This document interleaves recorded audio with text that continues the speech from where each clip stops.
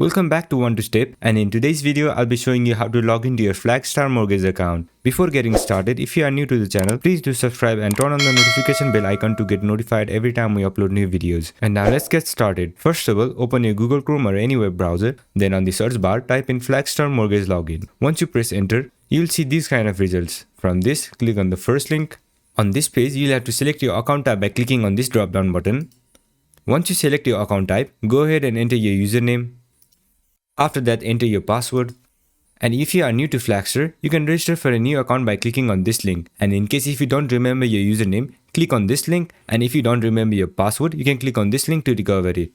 Once everything is set, make sure you have entered your correct credentials, then click on the login button. Once you click on it, you'll be logged into your account. That's it for this video. I hope this video was helpful, and if it was, don't forget to leave a like, comment and subscribe, and turn on the notification bell icon to get notified every time we upload new videos. And I'll catch you on the next one.